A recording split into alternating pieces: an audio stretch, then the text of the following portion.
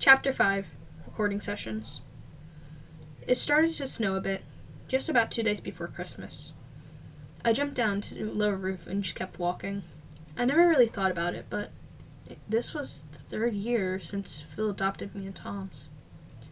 I still remember the days we would hang out with one of his older sons that, once again, he adopted. I don't usually think nor talk about him very much, but it was on Christmas Eve. I remember it like yesterday. He disappeared into the blizzard, with an axe on his shoulder and a cape around him and a crown on top. I don't really know why he left, but he did. I had my right arm wrapped around Tommy, and Tommy was hugging me, wrapping his arms around my waist. Phil had a wing wrapped around me and Tom's, protecting us from the wind, as we all watched and strained our eyes on the figure disappearing into the snow. I started to slow down on the rooftop and looked into an alleyway. A woman was screaming as a group of 3 or 4 men were trying to rob her. I sighed and rolled my eyes. Typical. I took a few steps back before jumping down in front of the woman. I stood up and looked around, keeping the one behind me. The men all whispered to one another and tossed looks back and forth. The woman still winced in fear. I tossed a gaze around and counted the men. 5? 5v1? This is fair play. Please don't hurt me, The woman whispered behind me. I wasn't planning to, I whispered back. She looked up in confusion, the fear slowly leaving her face. One of the men started to take a step forward. My head shifted to look at them. The man stepped back again. Are we just dancing? I came for a pre-fight. Come on, just give me somewhat of a fight. Eventually I grew tired of just waiting there. It went on for about a few minutes. I stood up straighter and grabbed the knife from its holster. I threw it in the air as it spun for a second before falling back down. I did a low whistle tune. The men started to back up, getting ready to run. The small knife flew through the air as I whistled, hitting 3 of the men. They all instantly fell to the ground. I let the other 2 go, just so they could share the news. Let them live a little bit longer. I turned to the woman as the knife came back into my hand and slipped into the holster. She had her phone out and was pointing at me. I stared for a moment before putting a finger to the mouth of the mask, where both lines separate the 2 faces. Then made a shushing sound. I bowed, and then I was about to make haste when the woman spoke up. Conductor, thank you. She said, still holding her phone at me. It's a blessing and a curse, I replied, not expecting any thanks. I didn't really know how to reply. May I ask, why did you save me? She turned her head a bit. Why? Wait, why did I save her? I bit my lip under the mask, trying to make an excuse. That wasn't a fair fight. Or robbery. I didn't even have the right to kill you. It was clear that she knew that was a lie. I backed up a few steps before finally making haste back onto the rooftop. Once out of view, I rubbed the back of my neck and looked back. She actually thanked me. Huh. Such a weird feeling. Maybe I can... No, stop it. No. I shook my head and my hands dragged down the sides of the mask. Got to get to the ring, or at least try to find Solar. Now thinking about it, it's been a few months since me and Solar actually last seen each other. We used to run into each other every time we went out to go do some stupid heist or whatever. I continued to run across the rooftops before getting to the edge of the city. Cobalt was standing in the middle of a ring of trees along with Solar. Cobalt was basically a walking piece of metal trash, with some golden lining and a saw and a sharp point object like a spear. They acted like a second pair of arms. Solar, on the other hand, looked normal-er.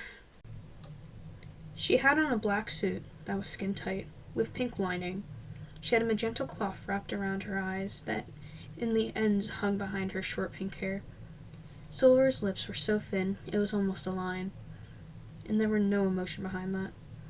The last thing she had on, which is only for the winter season, is a short cape with a hood. Pink fur lined the ends. For the cape itself, it was black too, the snow starting to make a bright white. Cobalt looked more interesting.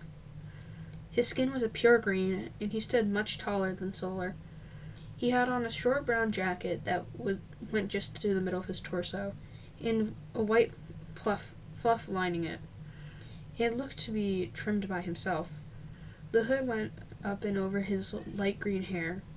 He also wore armor over the lower half of his body. This was just the normal green color, even with more gold lining. I started to climb down from the roof of one of the apartment complexes and made my way over. Once I got there, Solar seemed to lighten up. "Conductor, it's so good to see you!" It was like she was trying to scream with excitement. "Evening, Solar." I did a slight bow before turning towards Cobalt. "I believe we have not met yet, Cobalt." I stuck out my hand for him to shake as I looked up in the snake-like eyes. The yellow was a bit intimidating.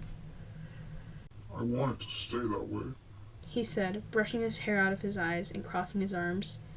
The one for Saul packed in on itself, guessing so it doesn't hit his head or an ally's head by accident. The javelin one was shifted, pointing at me. "Death threats?" I mocked, looking up at the pointed tip. "Yes." He hissed, holding his head high. "Mind backing the heck off?" Cobalt snarled. I took a step back, still looking at them. They can't be that deadly, can they? It's not like he can just ruin someone's life in a matter of a sentence. "You're different." He blurted out. I raised a brow. "What do you mean by that?" I snapped back. I'm just gonna step aside for a bit and look for Death," Solar chimed in, running off. Cobalt started to pace around me. 1 lap, 2nd lap, 3rd lap. Then it was a man in a red cape and a bright, shining crown. "Come on, William. You can do it." My eyes attracted to watch him strut around the circular motion around me. He had long pink hair that was loose and down on the top of his cape. "Here, I'll instruct you. Ready?" I reached for my small blade. 3, 2. Cobalt appeared in front of me, taking the man's spot. He was charging after me, on the verge of stabbing me. I drew the knife and did a quick whistle, and the knife shot up and was flying to face the force of the spear tip. I stood my ground, but under the mask, my eyes were bolted shut. I heard a light gasp. My eyes shot open again. Looking at Cobalt, my vision shaking, but shaking in a clear blur, clearing up a bit. Cobalt's eyes were wide.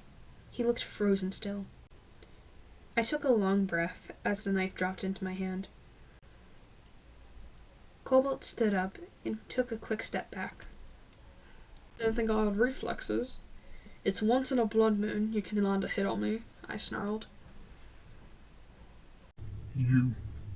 How did you not do that, though?" His voice was pretty shaky. "I've been fighting since I was born, which was much before you." I took a minute in deep thought. "I've learned from a legend, an old fable, a tale," "And Stotius. he said as soon as he had the moment to.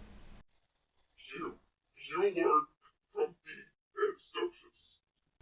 Cobalt shrieked, starting to back up more before darting off out of fear, I would think. Huh.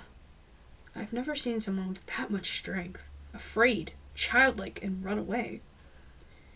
I thought he would have to be a great asset or ally. Well, I can't do everything, and I definitely can't stop scaring people, even the most powerful ones. I really and truly did not mean to scare them.